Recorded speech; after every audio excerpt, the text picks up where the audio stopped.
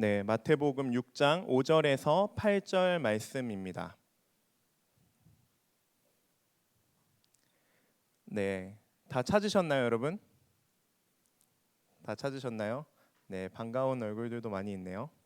네, 그러면 우리 5절부터 함께 교독해서 읽도록 하겠습니다. 제가 먼저 읽겠습니다. 또 너희는 기도할 때에 외식하는 자와 같이 하지 말라. 그들은 사람에게 보이려고 회당과 큰 거리 어귀에 서서 기도하기를 좋아하느니라. 내가 진실로 너희에게 이르노니 그들은 자기 상을 이미 받았느니라. 너는 기도할 때에 내 골방에 들어가 문을 닫고 은밀한 중에 계신 내 아버지께 기도하라. 은밀한 중에 보시는 내 아버지께서 갚으시리라. 또 기도할 때에 이방인과 같이 중언부언하지 말라. 그들은 말을 많이 하여야 들으실 줄 생각하느니라. 함께 읽겠습니다. 그러므로 그들을 본받지 말라. 구하기 전에 너희에게 있어야 할 것을 하나님 너희 아버지께서 아시느니라. 아멘. 하나님의 말씀입니다. 우리 잠시 기도하고 말씀 나누겠습니다. 하나님 감사합니다. 하나님께서 선택하시고 또 하나님께서 너무나도 사랑하셔서 귀히 여기는 우리 사랑하는 주의 청년들을 이 자리에 보내시고 입히시고 먹이시며 함께 예배할 수 있는 기회와 시간을 허락해 주시니 진심으로 감사드립니다. 하나님 아버지, 이 시간 우리의 마음을 열어 주님을 보기를 간절히 원합니다. 하나님, 성령 하나님께서 도우시며 말씀하여 주시며 가르쳐 주셔서 하나님 우리 안에 있는 내면의 마음들 그리고 또 우리의 생각들을 주님과 또 주님께서 가르쳐 주신 말씀에 비교하며 하나님 우리가 어떻게 변화되어야 하는지 어떻게 나아가야 하는지를 가르쳐 주시기를 간절히 원하오니 하나님 이 시간 우리와 동행하여 주시옵소서. 하나님 말씀을 전합니다. 하나님 제게 능력도 없고 아무것도 없사오니 주님께서 일하여 주시고 사용하여 주셔서 하나님의 말씀만 나눌 수 있도록 주님 역사하여 주시옵소서. 감사드리며 예수 그리스도의 이름으로 기도드립니다. 아멘. 네, 반갑습니다, 여러분. 우리 옆에 있는 청년들과 이렇게 인사하고 오늘 말씀을 나눴으면 좋겠습니다. 어떻게 인사할 거냐면요, 이렇게 인사할 거예요. 찬바람이 솔솔 부는 가을입니다. 이렇게 인사하겠습니다. 시작. 찬바람이 솔솔 부는 가을입니다. 네, 여러분 아마 이렇게 안부 인사를 묻는다는 것이 되게 좀 어색하기도 해요. 특히 카톡으로 보내면요. 근데 또 이런 말을 할 때 약간 좀 오글거리기도 하고 쟤 참 애를 많이 쓰고 있다. 뭔가 그런 마음들과 노력들이 느껴지기도 하는 것 같습니다. 여러분 그리고 더불어서 진짜로 바람이 이제 저녁에는 되게 매섭습니다. 그러니까 옷들을 잘 챙겨 입으시고 감기에 걸리지 않기를 진심으로 기도하고 바랍니다. 말씀을 시작하겠습니다. 여러분 대부분의 사람들은요 기도를 합니다. 종교가 있든 없든지 간에 상관없이요. 혹시 누군가 들어줄지도 모르겠다는 생각에 허공에 대고 외치는 어떤 허공에 대고 내뱉는 것 또한 기도가 되기도 합니다. 다른 종교에서도 기도를 합니다. 그리고 저와 여러분들 같은 그리스도인들도 당연히 기도를 합니다. 신앙생활을 시작하면서요 우리는 기도해야 된다라는 것쯤은 이제는 모두가 다 알고 있습니다. 기도가 필요하다는 것을 이제는 아는 것이죠. 옆에 있는 청년들에게 우리 이렇게 인사할까요? 기도해야지. 이렇게 인사할까요? 시작. 기도해야지. 네. 근데요 여러분 솔직하게 말해서요 문제는 무엇이냐면 기도하는 것이 어렵다라는 것입니다. 기도할 때 뭔가 하나님을 향한 나의 감정이 움직이는 것 같지 않을 때, 아니 뭔가 내가 하나님께 기도를 하기 시작하고 나서 몇 분이 지나고, 아니 몇 분이 아니라 그 몇 초가 지나고 나서 뭔가 내 마음속에 하나님을 향한 생각이 아니라 잡다한 생각이 가득 차서 기도하기가 참 어렵다라고 느낀 적이 참 많을 것입니다. 그리고 막상 기도를 하려고 이제 각 잡고 자리를 잡고 혹은 시간과 공간을 구별함에도 불구하고요. 막상 기도하려고 하니 어떤 말부터 해야 될지 모를 때가 참 많이 있다라는 것입니다.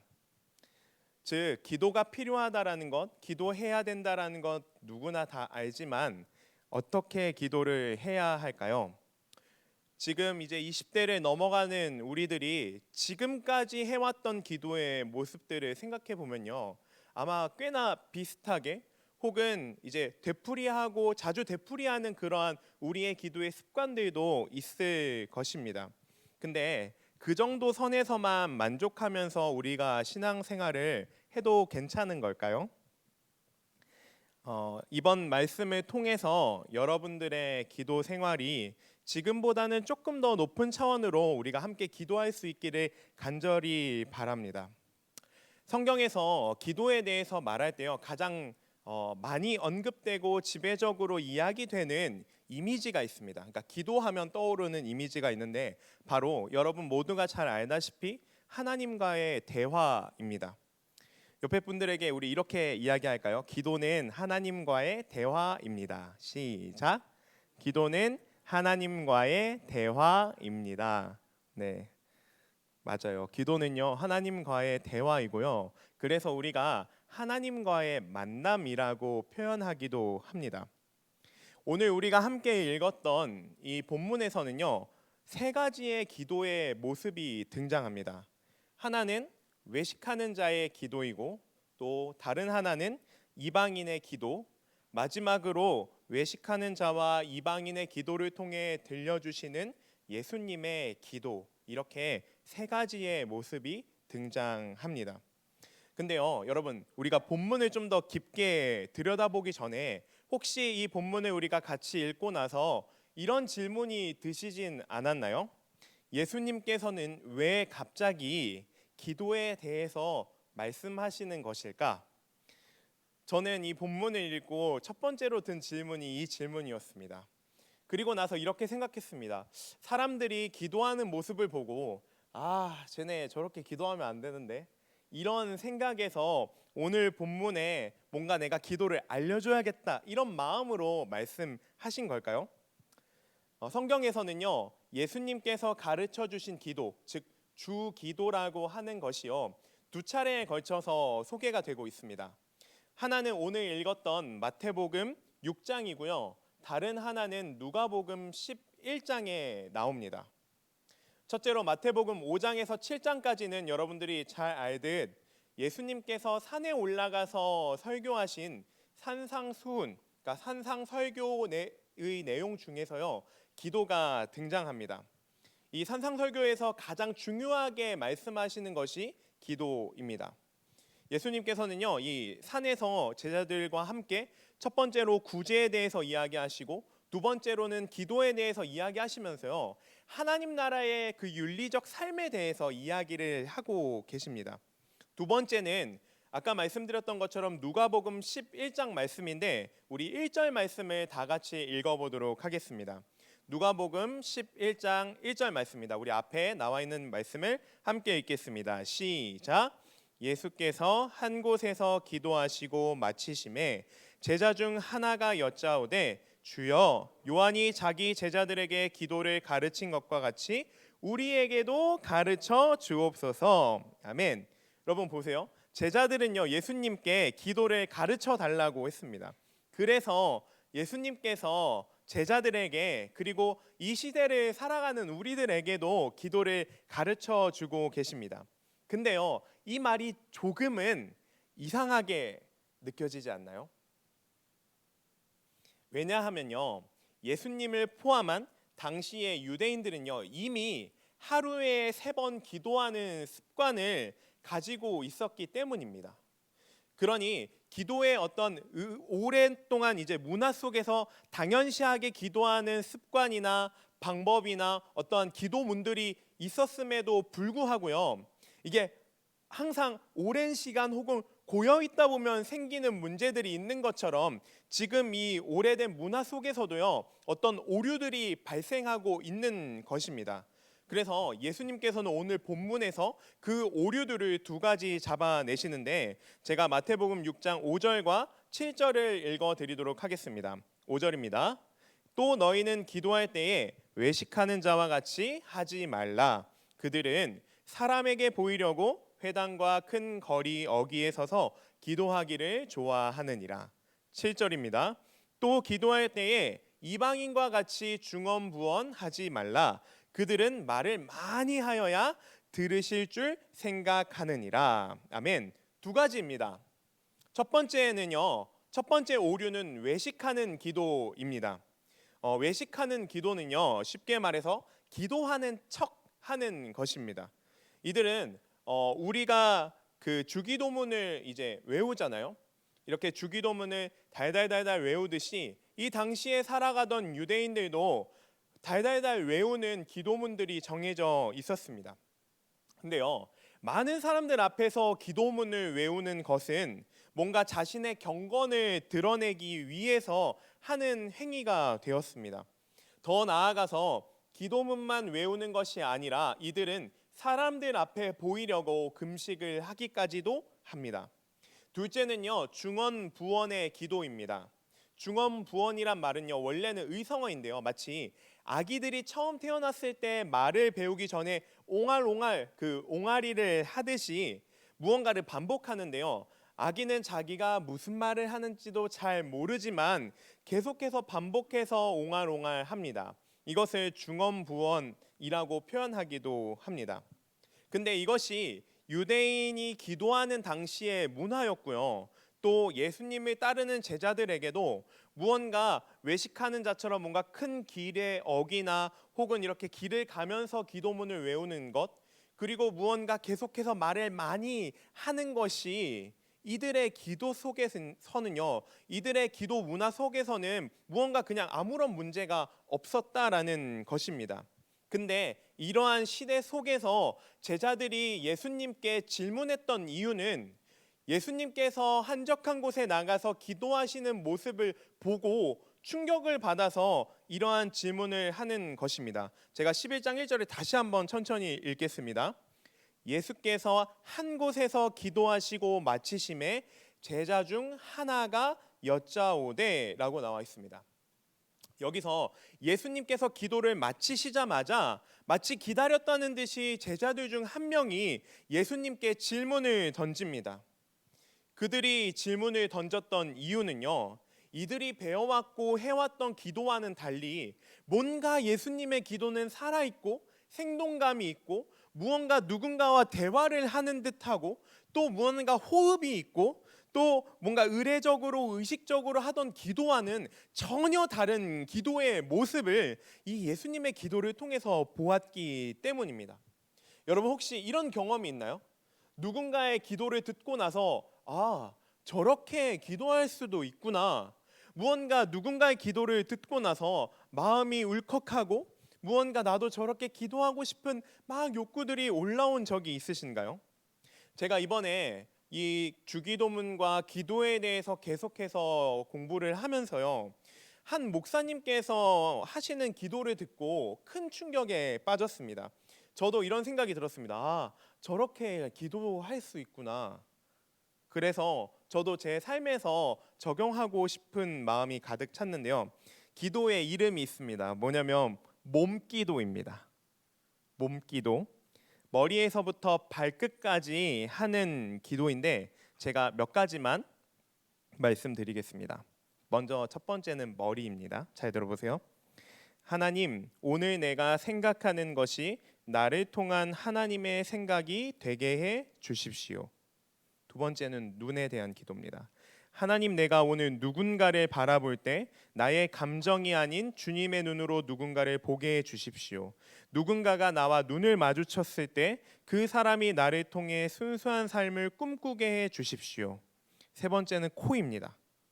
하나님, 오늘 내가 오만하지 않게 하시고, 우리 콧대가 높다고 표현을 하죠. 또 코로는 숨을 내쉬기에 오늘 내가 숨을 들이마실 때마다 하나님의 생기를 호흡하게 해주시고 숨을 뱉을 때마다 내 속에 부정적인 것들을 쫓아나게 해 주십시오. 마지막으로 입입니다. 하나님, 오늘 하는 말이 누군가를 살리는 말이 되게 해 주십시오. 오늘 내가 먹는 음식이 성찬이 되게 해 주십시오. 머리부터 제가 지금 그 얼굴에 있는 부위만 그 목사님께서 해주신 기도를 제가 말씀드렸지만 발에 대한 기도도 있고요, 손에 대한 기도도 있었는데 이 기도를 목사님께서는 영혼의 샤워라고 또 이름을 붙이셨습니다. 저는 이 기도문을 듣고 이런 생각이 들었습니다. 매일 아침에 잠에서 깨어나서 우리가 집을 나서기 전에 샤워를 하지만 뭔가 내 영혼을 위한 그 기도의 샤워를 하지 않았던 것들을 생각하면서 저렇게 내 머리부터 발끝까지 하나하나 영혼을 위한 기도를 한다면 정말로 사단이 틈탈 기회조차 없겠구나라는 생각을 했습니다. 그리고 내가 힘들고 어려웠던 이유들 중에 하나가 정말로 세세하게 세밀하게 하나님께 기도하지 못해서 그런 건 아닐까라는 그런 작은 질문도 해봤습니다. 여러분, 이처럼요, 우리가 그냥 단지 어떤 사람의 기도를 듣는 것만으로도요 마음에 감동이 찾아오고 나도 저렇게 기도하고 싶다라는 생각이 마구 찾아올 때가 있습니다. 근데 오늘 본문 말씀에서도 이 제자들이요, 당시 이 유대 문화를 살아가던 이 제자들이 뭔가 평생 동안 어렸을 적부터 배워왔던 그런 문화와 습관 속에서 자리 잡은 기도의 모습만 보다가 이 제자들이 예수님의 기도를 보고 나서 깜짝 놀랬던 것입니다. 그래서 내면에 이런 질문들이 막 생겨나서 예수님께 이렇게 말씀드리는 것입니다. 예수님, 우리에게도 기도를 가르쳐 주옵소서라고 이야기한 것입니다. 그래서 이번 설교 시리즈 제목을요, Teach us to pray라고 정했습니다. 우리에게 기도를 가르쳐 주소서라는 이러한 말씀 속에서, 이러한 정말로 우리의 그 내면의 고백 속에서 하나님께서 우리에게 가르쳐 주신 기도를 가을 수련회를 포함해서 4주 동안 우리가 함께 잘 나누고 또 결단하는 시간이 되었으면 좋겠습니다. 그러면 오늘 본문을 조금 더 자세하게 들여다보겠습니다. 마태복음 6장 5절 말씀입니다. 제가 읽어드리겠습니다. 또 너희는 기도할 때에 외식하는 자와 같이 하지 말라. 아멘. 예수님께서는 외식하는 자의 기도가 도대체 무엇이길래 오늘 말씀을 통해서 하지 말라고 하시는 걸까요? 여러분, 외식이라는 뜻은요, 밖에 나가서 외식한다 그런 의미가 아니라 여기서는 자신이 아닌 것을 자신인 것처럼 마치 연기하듯 배우처럼 연기하는 그러한 것을 이야기합니다. 성경에서는요, 외식하는 자를 어떻게 묘사를 하고 있냐면요, 입술로는 하나님을 높이지만, 그러니까 외면적으로는 하나님을 높이지만 마음은 하나님으로부터 멀리 있다고 말했습니다. 즉 내면과 외면이 다른 자들을 외식하는 자라고 했습니다.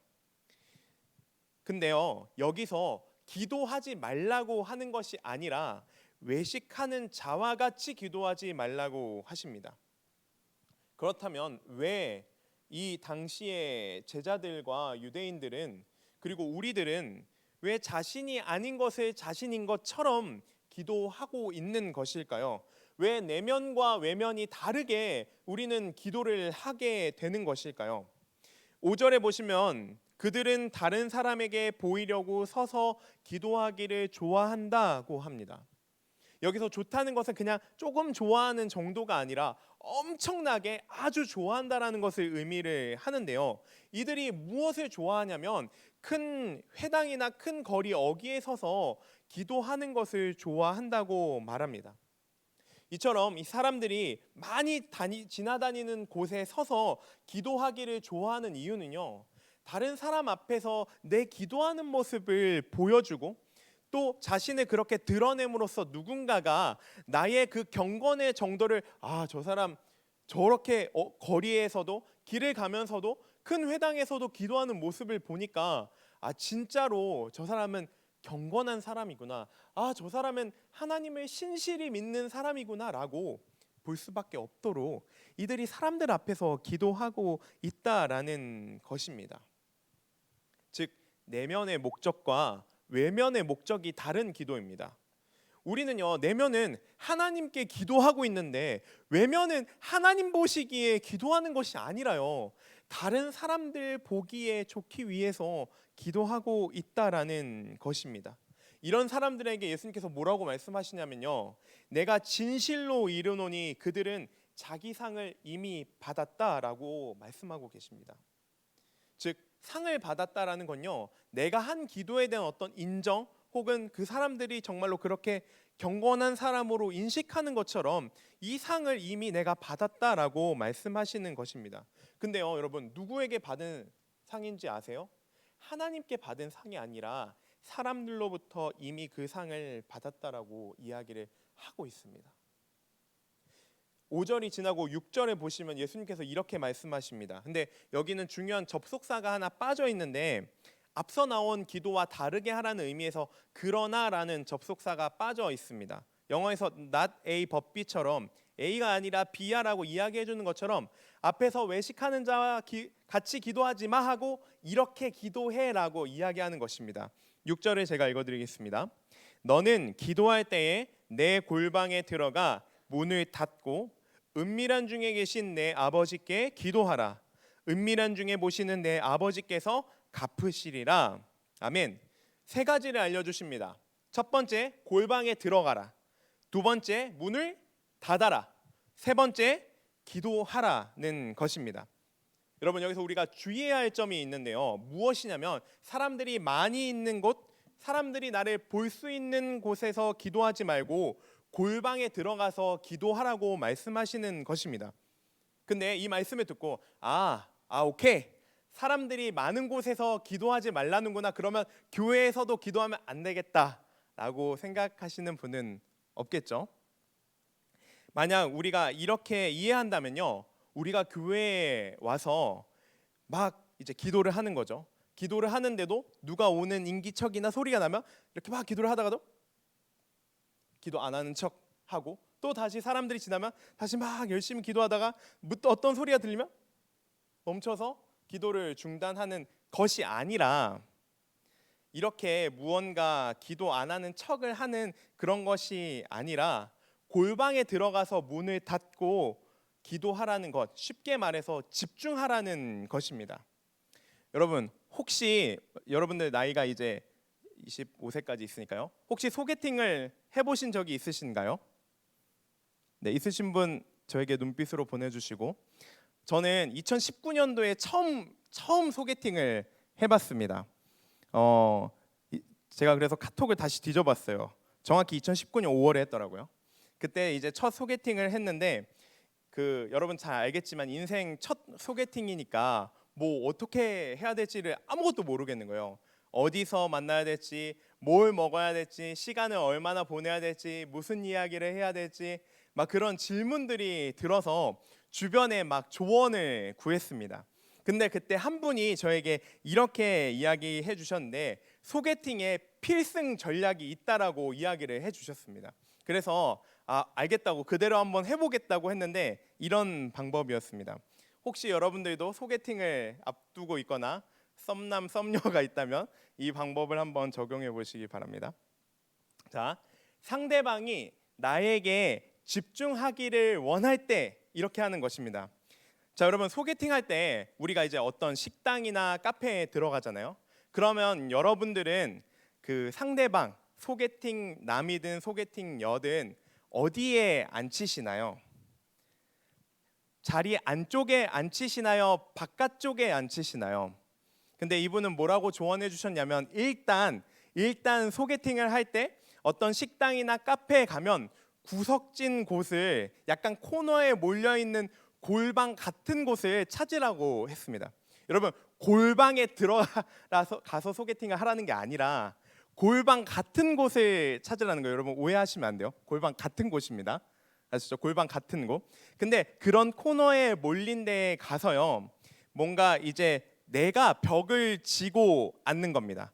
그러니까 내가 안쪽 자리에 앉는 거예요. 그러면 상대방 입장에서는 시선이 나와 벽만 보이겠죠. 근데 반대로 안쪽 자리에 앉으면 문에서 누가 들어오는지, 음식이 언제 나오는지 이런 게 다 보인단 말이에요. 그래서 상대방이 나에게 집중하길 원한다면 바깥쪽에 앉히고 내가 안으로 들어가서 앉는 것입니다. 근데 꽤나 많은 저를 포함한 형제분들 혹은 자매분들이 뭔가 안쪽 자리가 더 좋고 약간 상석처럼 느껴져서 항상 그 귀한 분을 모시거나 나보다 높은 분을 모실 때 안쪽에 보통 앉히기도 하지만, 무언가 상대방을 나에게 집중시킬 때는 내가 안쪽에 들어가서 그 구석진 곳에 앉는 것도 방법인 것 같습니다. 어쨌든 그래서 골방에 들어가 문을 닫는다는 것은요, 집중한다는 것입니다. 나에게만 집중해줘, 하나님께만 집중하겠습니다 라고 우리가 이야기하는 것입니다. 여러분, 지금도 우리가 마찬가지인데요, 우리 지금 골방에 들어와 있습니다. 조금 크지만 지금 우리가 골방에 들어와서요, 문을 열어뒀나요, 닫아뒀나요? 문을 닫았습니다. 문을 닫고 우리 찬양하고 예배를 드리고 있습니다. 근데 만약에 여러분, 우리가 저 문을 열어두고서 예배를 드린다면요, 밖에서 무언가 소리가 나고 막 뭐 다른 이제 집사님들이나 청년들이 막 왔다 갔다 하면 그 소리가 시끄러워서 집중을 할 수 있나요, 없나요? 집중할 수 없습니다. 그렇기에 이 안쪽까지 들어와서 앉고 우리가 문을 닫고 기도를 하는 것입니다.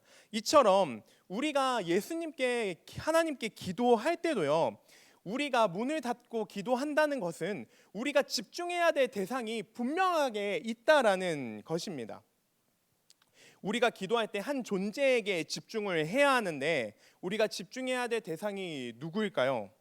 우리가 기도하고 있다는 것을 사람들이 아니라 누구에게 우리가 보여줘야 할까요? 그리고 나의 기도가 누구에게 인식되어야 할까요? 아마 여러분들께서 잘 알고 계시듯, 그리고 예수님께서는 이렇게 말씀하십니다. 골방에 들어가 문을 닫고 내 아버지께 기도하라고 말씀하십니다. 즉, 내 아버지께 집중하라고 말씀하는 것입니다. 너무 당연한 질문이지만 여러분, 누구에게 기도하고 계신가요? 이론적으로는 당연히 하나님께죠. 개념적으로는 우리 모두 다 알고 있죠. 그런데요, 여러분, 진짜로 누구에게 기도하고 계신가요? 제가 서두에 기도는 하나님과의 대화, 그리고 하나님과의 만남이라고 말씀을 드렸는데, 그래서 그분께 대화 속에서 나의 바라는 것, 또 원하는 것, 나의 상황, 솔직한 마음들을 우리가 이야기를 나누는 것을 기도라고 말씀드렸습니다. 그리고 나서 내 할 말만 하는 게 아니라 하나님께서 어떻게 말씀하시는지도 듣는 것이 기도입니다.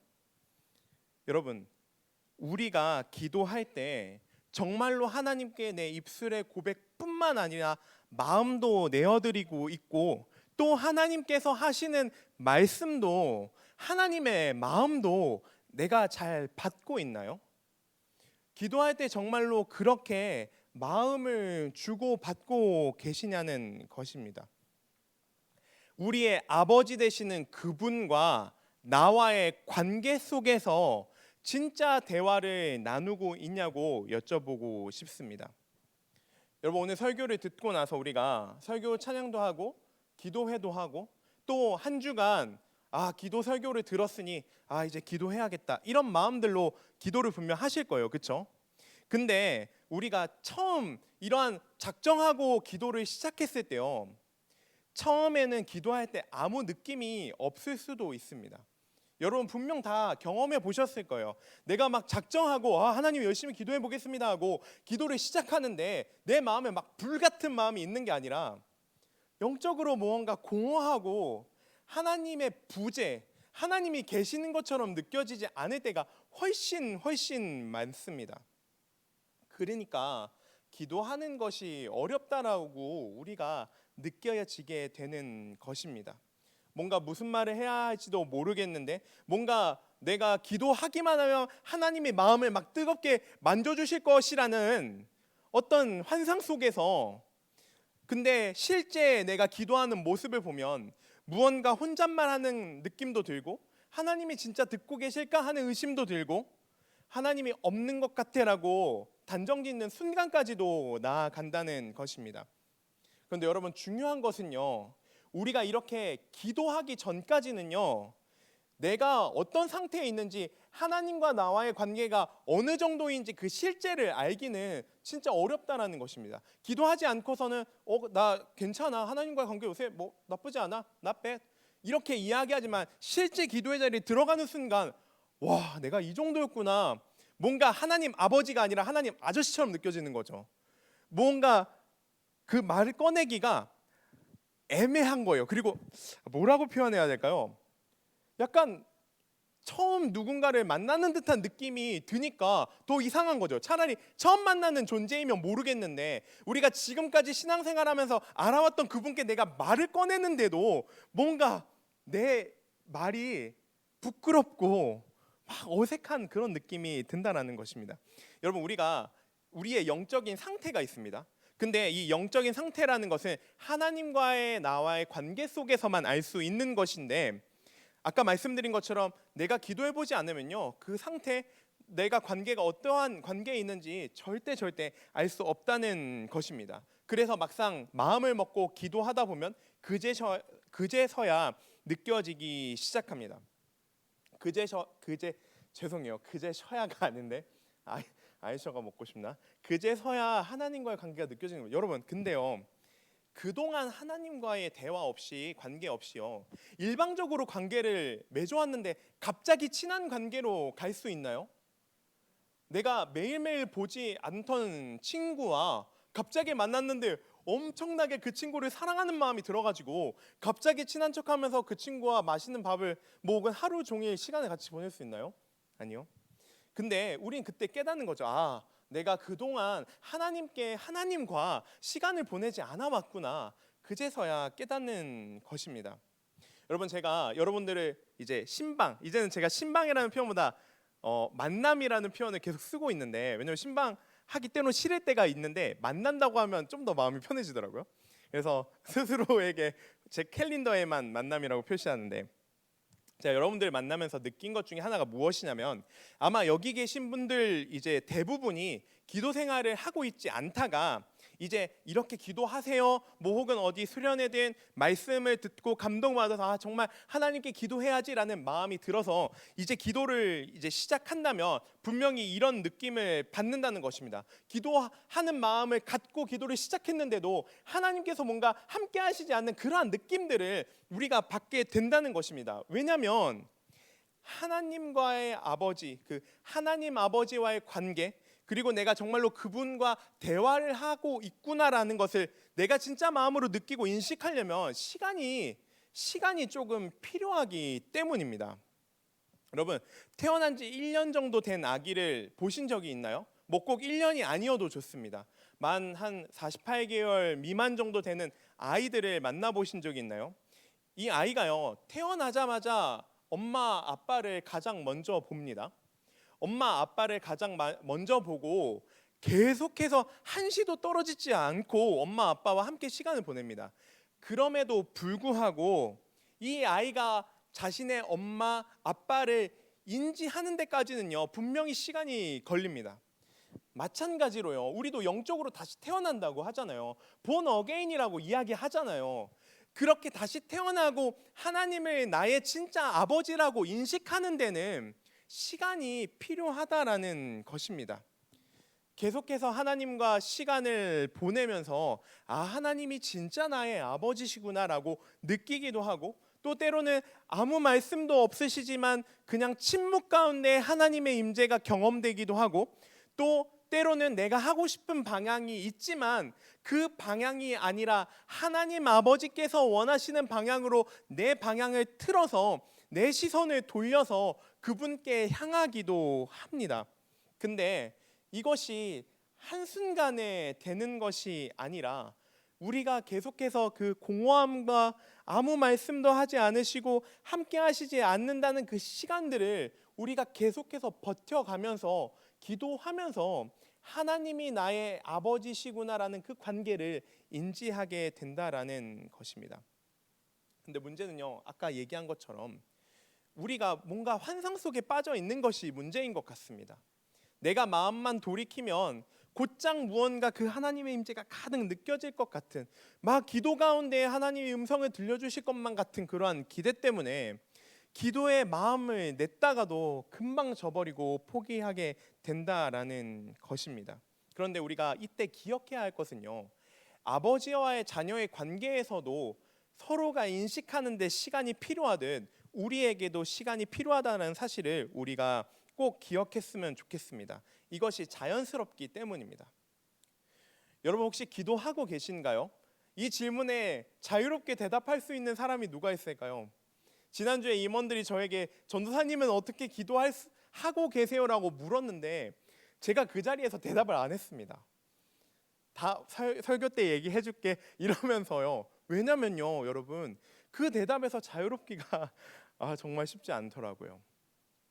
근데 여러분, 점점 우리가 단번에가 아니라 점점 하나님 아버지께 우리의 마음을 맞춰가는, 그리고 우리의 말을 드리고 우리의 마음을 조금씩 드리는 우리 모두가 되었으면 좋겠습니다. 그래서요, 진짜 하나님을 그냥 말로 뱉어지는 하나님 아버지가 아니라 아버지, 무언가 진짜 우리가 도움이 필요하고 간절한 그 외침 속에서 나오는 아버지, 아버지, 이러한 외침까지 갈 때까지요, 우리가 조금씩 하나님께 나아갔으면 좋겠습니다. 하나님께서는 우리가 이렇게 아버지께 기도할 때요, 사람들이 갚는 것이 아니라 하나님께서 이 우리에 대한 상과 이 인정과 이것들을 모두 갚아 주신다라는 것입니다. 두 번째는요, 이방인의 기도입니다. 7절에 보시면 이렇게 나와 있습니다. 또 기도할 때 이방인과 같이 중언부언하지 말라. 그들은 말을 많이 하여야 들으실 줄 생각하느니라. 여러분, 중언부언에 말을 많이 한다라는 뜻이 포함되어 있습니다. 근데 빈말을 되풀이하다라는 표현이 이제 사전적 정의였는데요. 이 말씀을 처음 딱 들으면 아마 여기 계신 분들도 몇몇은 이방인들처럼 기도하지 말고 짧게 기도하라는 것이구나, 30분 1시간 막 시간을 들여서 기도하라는 것이 아니라 말을 많이 하지 말라는 것이구나 라고 생각이 들 수도 있습니다. 근데 내가 잘못 생각하고 있는 거 아니야 라고 생각이 들어도요, 8절을 보면 뭔가 내 근거가 이제 확신이 됩니다. 8절을 보겠습니다. 그러므로 그들을 본받지 말라. 구하기 전에 너희에게 있어야 할 것을 하나님 너희 아버지께서 아시느니라. 아멘. 우리가 8절 읽고 나서 어떤 믿음이 생기냐면요, 기도는 짧게 할 뿐만이 아니라 내가 굳이 기도를 하지 않아도 되겠네? 왜? 하나님께서 이미 나의 마음, 나의 필요 다 아시는데 내가 굳이 그분께 기도해야 하는가? 라는 질문에 뭔가 근거를 달기가 참 어렵습니다. 그래서 기도 길게 하지 않아도 되구나, 기도할 필요 없구나, 왜? 하나님께서 내 마음을 다 아시겠지 하고 내 필요를 이야기하지 않을 때가 많습니다. 근데요, 진짜 이 말씀을 보면 우리가 하나님께 기도할 필요가 없는 것처럼 느껴집니다. 근데 우리가 잘 기억해야 될 것은 무언가 기도하는 것이 나의 신상 정보들을, 나의 어떠한 필요에 대한 정보들 하나님께 하나하나씩 알려드리는, 하나님 제가 이번에는 이게 필요하고요, 한 6개월 정도 뒤에는 제가 이런 상황이 있을 것 같으니까 이게 필요하고요, 알고 계시죠? 수첩에 적으셨죠? 뭔가 이런 정보들을 하나님께 알려드리는 그 정도의 그 기도가 아니라요, 무언가 우리가 말하지 않아서 하나님께서 기도하지 못하실 거야, 그런 정도의 기도가 아니라는 것입니다. 그렇다면 왜 기도해야 할까요? 중언부언이 반복해서 빈말을 되풀이하는 것이라고 말씀을 드렸습니다. 왜냐하면 이 당시의 유대인들은요, 말을 많이 해야 하나님께서 들으시겠지, 뭔가 내가 열심을 다해서 기도해야 하나님께서 들으시겠지라는 이러한 생각들이 지배했기 때문입니다.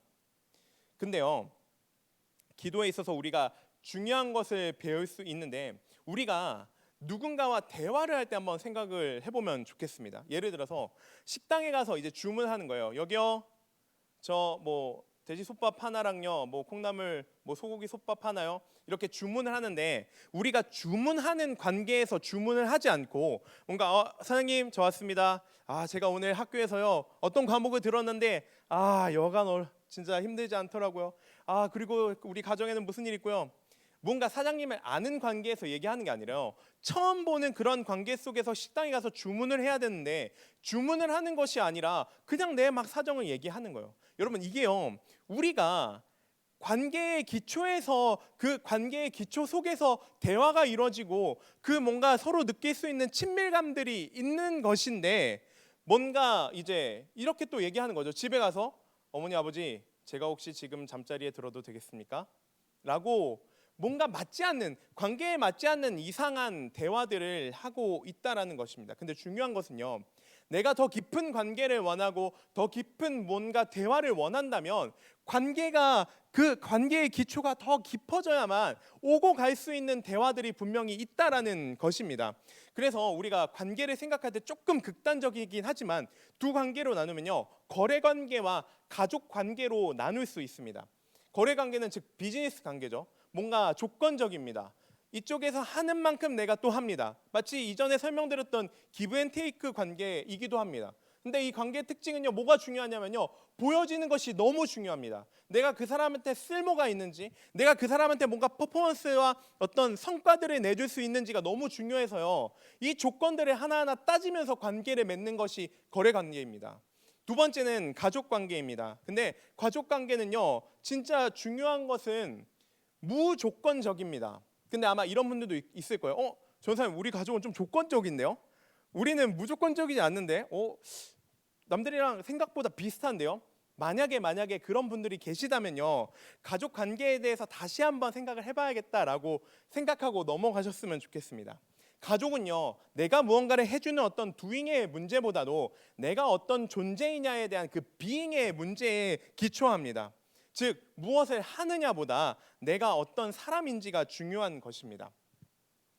뭔가 우리가 집에서 이제 독립하는 친구들이 있고 또 이제 결혼하는 친구들도 이제 생기게 되는데, 우리가 독립한다고 해서 우리의 엄마가 되지 않는 것이 아니라 그 관계는 사실 영원한 것이죠. 그리고 우리 가족이 다 이해되지 않더라도 나의 아빠니까, 나의 엄마니까, 내가 아들이니까, 내가 딸이니까라는 그러한 어떤 존재적 이유에서요, 우리가 그분들의 마음이 다 이해되지 않아도요, 그냥 이해하면서 사랑하기로 결단하면서 삶을 살아갑니다. 여러분, 기도할 때도요, 동일합니다. 하나님과 거래 관계에서 기도하는 것과 가족 관계에서 기도하는 것이 이처럼 다르다라는 것입니다. 근데 누군가는 이렇게 얘기할 수 있어요. 전도사님, 저는 하나님을 거래 관계로 보지 않는데요. 근데 이런 이야기 할 필요 없이요, 내가 기도하며 하나님과 그 기도 속에서 관계를 살펴보면요, 내가 하나님과 거래 관계를 맺고 있는지, 아니면 진짜 가족 관계에서 오늘 하나님이 나의 아버지니까, 내가 그분의 자녀이고 아들, 딸이니까라는 것을요, 내가 굳이 말하지 않아도 알 수 있게 됩니다. 이게 언제 드러나냐면요, 이때입니다. 여러분들이 뭔가 어려움이 생기고 진짜 원하는 것이 생기는 거예요. 그리고 하나님께 이렇게 얘기합니다. 하나님, 제가 지금 이런 어려운 상황 가운데 처해 있습니다. 하나님, 제가 이것은 진짜 이거 들어주셔야 돼요. 저 진짜 마지막입니다. 이렇게 이야기를 하고 기도를 할 때요, 그래서 뭔가 갑자기 새벽 기도도 나오고 금식 기도도 하고 철야도 나오고 갖가지 기도의 수단들을 다 동원합니다. 마음도 다합니다. 이렇게까지 거룩하게 산 적이 있을까 할 정도로요, 내 마음에 다해서 기도를 하는 것입니다. 그런데 그렇게 기도했는데도 상황은 여전히 해결되지 않고, 혹은 내가 간절히 원했던 것을 무언가 결과를 얻지 못할 때, 여러분은 하나님께 어떻게 반응하고 계신가요? 혹은 어떤 생각이 드시나요? 진짜 열심히 기도했는데, 혹은 금식했는데 하나님이 안 들어주시네. 어떤 실망감과 자책감이 찾아옵니다. 때로 이렇게도 생각합니다. 금식 기도를 했는데 내가 계속 먹을 거를 떠올려서 그런가? 그 먹었던 빵 한 조각이 걸리네. 이렇게요, 뭔가 내가 더 열심히 다하지 않아서 마치 나에게 그러한 책임이 있는 것처럼 이러한 관계가, 이러한 마음들이 우리에게 찾아오는 것입니다. 예수님은요, 이때 성경 속에서 무슨 이야기를 하고 계시냐면요, 이렇게 거래 관계 속에서 뭔가 말을 많이 해야, 내가 뭔가 진짜 기도를 열심히 해야 들어주시는 관계를 이야기하는 것이 아니라 아버지께, 그저 나의 아버지 되시는 그분께 기도하라라고 말씀하고 계신 것입니다. 이제 말씀을 정리하도록 하겠습니다. 여러분들은 하나님과 어떤 관계를 맺고 계신가요? 사실 기도하는 만큼 우리는 하나님과 어떤 관계인지를 철저하게 깨닫게 됩니다. 기도해 보면요, 내가 외식하는 자인지, 내가 말을 많이 하고 있진 않은지, 뭔가 하나님과 거래 관계에서 내가 기도를 하고 있지 않은지 알게 된다는 것입니다. 그래서요, 내가 이 정도밖에 안 됐구나, 나 하나님께 참으로 나는 아니라고 생각했지만 내가 열심을 다하지 않아서, 혹은 하나님께 내가 무언가를 드리지 않아서라고 기도해 왔고 나는 걸 알 때요, 깨닫고 나서 기도하는 자리로 나아가는 게 아니라요, 글러먹었다, 이제까지 이렇게 살아왔는데도 나 이 정도면 이젠 기도 못하겠다라는 포기의 자리로 가게 되는 것이 우리의 모습이라는 것입니다. 여러분, 그런데요, 이렇게 그냥 두고 기도하지 않고 덮고 넘어가면요, 이러한 문제들, 또 우리의 삶에서 살아가는 순간들 속에서 발생하는 것들을 우리가 잘 해결할 수 없게 됩니다. 여러분, 하나님께서는요, 오늘 말씀을 통해서 다른 기도를 가르쳐 주시는 게 아니라 기도해야 되는 대상과의 관계에 대해서 말씀해 주십니다. 우리는 아버지 되시는 하나님께 기도해야 합니다. 아무도 보지 않는 곳에서 사람들에게 드러나기 위해서 기도하는 것이 아니라 오직 아버지 하나님께 집중하기 위하여서 골방에 들어가 문을 닫고 은밀한 중에 계신 내 아버지께 기도하라고 말씀하는 것입니다. 이 시간 우리가 이제 찬양을 하고 기도를 할 것입니다. 다른 것보다도요, 나는 하나님 아버지와 어떤 관계 속에서 대화를 하고 있는가 잘 생각해 보셨으면 좋겠습니다. 항상 해오던 대로 하나님 저에게 건강을 주시고 제가 시험이 있으니까 제 가정에, 이런 기도 말고요, 그 아버지라는 말 속에서 하나님께서 진짜 우리의 아버지 되시며 그분이 우리에게 내려주시는 은혜를 우리가 기히 느끼고 정말로 아버지께 나의 솔직한 마음들을 내어드릴 수 있는 우리 모두가 되었으면 좋겠습니다. 우리 이 시간 함께 찬양하도록 하겠습니다. 아마 오래된 찬양인데요, 잘 아시는 분들은 소리 내서 함께 찬양해 주셨으면 좋겠고, 모르시는 분들은 아버지라는 단어에 집중해서 함께 찬양했으면 좋겠습니다. 아바 아버지, 아바 아버지, 아바 아버지, 나를 안으시고 바라보시는 아바 아버지, 아바 아버지, 아바 아버지, 나를 도우시고 힘주시는 아버지. 우리 다시 한번 찬양합니다. 아바 아버지, 아바 아버지, 아바 아버지, 나를 안으시고 바라보시는 아바 아버지, 아바 아버지, 아바 아버지, 나를 도우시고 힘주시는 아버지. 주는 내 맘을, 주는 내 맘을 고치시고 볼 수 없는 상처 만지시네. 나를 아시고, 나를 아시고 나를 이해하시네.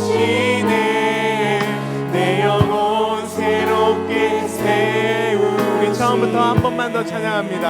아바 아버지, 아바 아버지, 아바 아버지, 나를 안으시고 바라보시는 아버지, 아버지,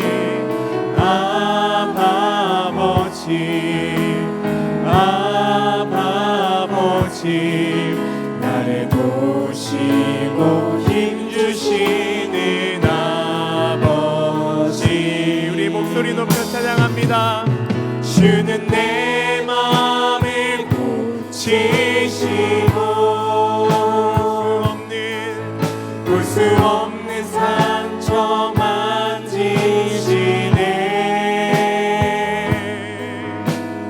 나를 아시고 나를 이해하시네. 내 영혼 새롭게. 우리 한 번 더 찬양합니다. 주는 내 마음을 고치시고 주는 내 마음을 고치시고 볼 수 없는 상처 만지시네.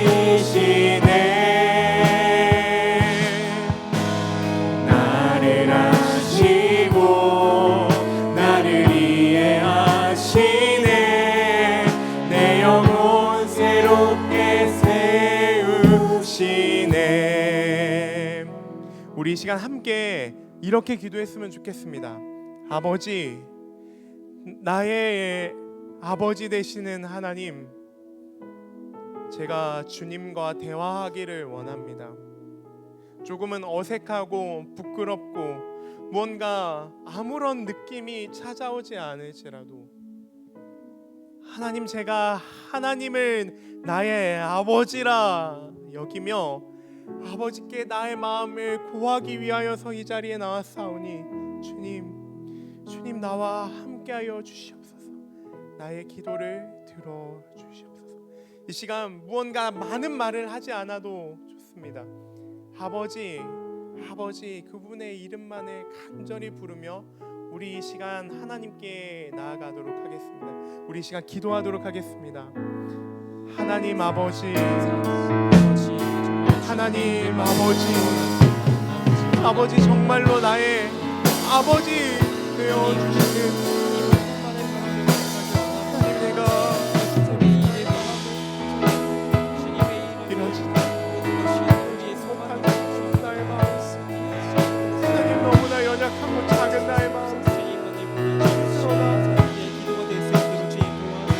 하나님 아버지, 나의 마음을 빌려 주님께 다시 나아가겠습니다. 주님, 시간 우리의 아버지가 되어 시간 우리의 아버지가 되어 사랑하는 주의 자녀들 하나님 앞에 다시 나왔사오니 하나님, 이들의 마음이 어렵고 이들의 마음에 아무런 그러한 영적인 공허함과 그렇함이 찾아올지 하나님 이들에게 말씀하십시오. 내가 너의 아버지다.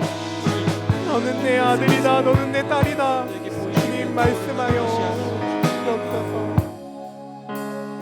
하나님 아버지, 우리의 진짜 아버지 되시는 당신께 하나님 우리의 마음을, 우리의 말을 올려드립니다. 주님, 우리가 이제 기도를 다시 시작하기를 원합니다.